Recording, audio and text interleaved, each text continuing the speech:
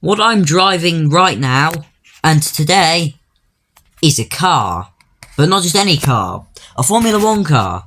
One of the newest Formula 1 cars, I think. Like 2022 or 3 or even 4. Anyway, it's the McLaren MCL36, I think. Or 38. 36 or 38. I really don't get why they give F1 cars such stupid names.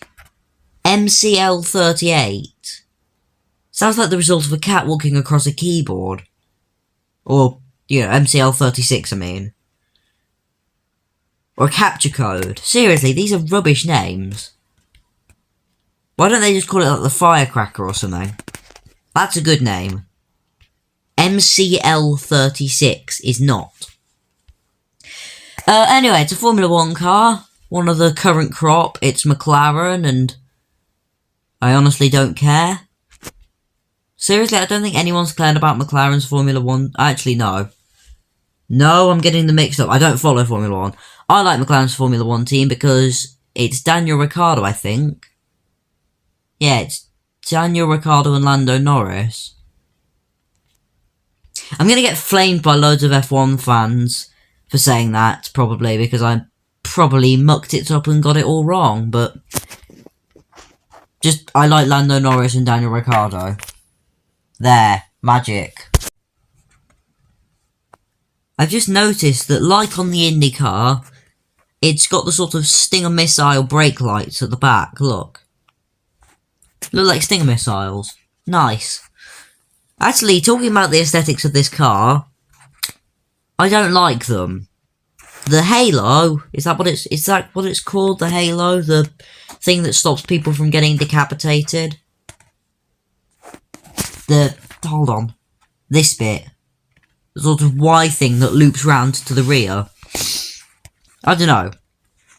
That's pretty cool. The weird carbon, I don't know. Looks like a tray that this thing's on is not cool. And also, I don't like how long it is. Like, it's too long. Why is it so long? F1 cars have 1.6 litre engines. You know, about the same size as, well, the engine in the car my mum owns. So, why is it so long? Oh, and parts of the body clip into the ground. Hold on. Ah! Look, can't make it do it now. But did you see, there? It keeps clipping through the ground. It's too low. I mean, I get that it's an F1 car and everything, but I do wish it wouldn't clip into the ground. That annoys me. Oh well, suppose they have had to adapt it for road use in some way.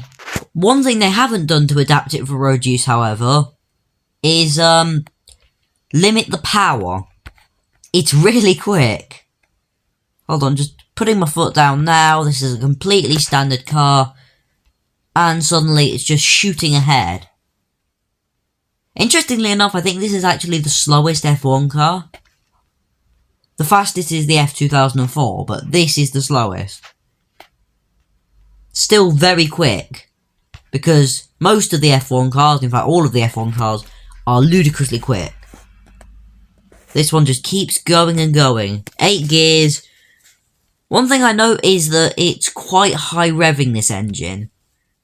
You'll note that when I change it up... Hold on, change up. It doesn't drop back much revs in the next gear.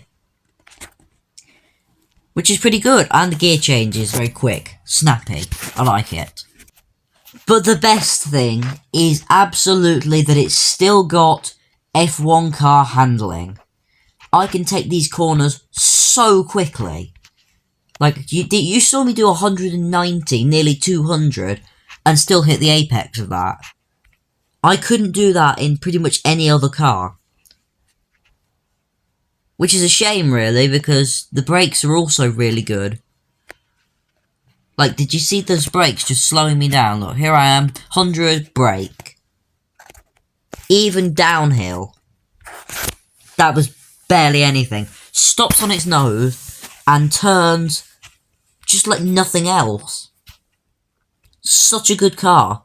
But the best bit is, I'm having fun behind the wheel. Because it's not like in a Bolide where while the turning is really good, like really, really good, you feel disconnected. I feel connected to this car. And I like that. I would presume, however, that drifting is where it will be unstuck. While it does have a much longer wheelbase than other F1 cars, it's still quite grippy. Okay, that's interesting. I wasn't expecting it to end up like that. We're more underdrifted rather than just didn't drift. See, that's what I was expecting to happen. It gripped. Okay, so maybe this chassis isn't the most predictable. However, you can just about bring it to heel. Just, don't overdo it with the speed, I'd say. Otherwise, you're just going to end up spinning out.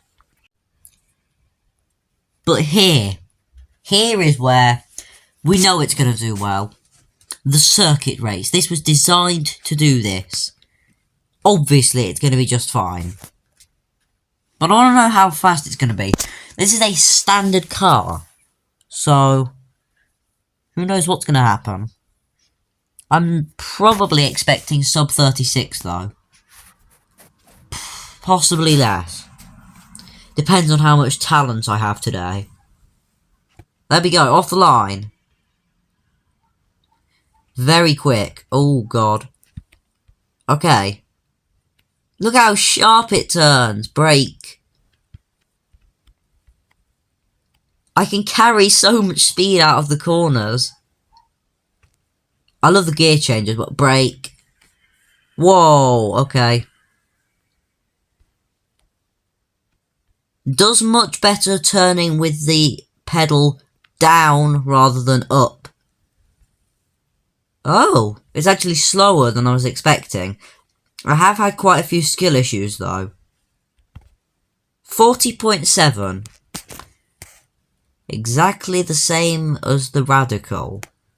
Look. I get that it's dealership locked. That means that it's a ludicrous amount of money to get. But it's a good car. So, if you already have the race dealership, get it. But, if you're planning on going through loads of dealerships just to get this, what the hell are you thinking? And on that bombshell, thank you all for watching. Something's gonna happen. Also, I think that the 40.7 that I set was likely down to my lack of skill. This is a car that demands skill to drive. Something I just don't have. And now, an outtake. Just to be given the opportunity to buy one of these things. And if you do buy one of these things, it is 3 million.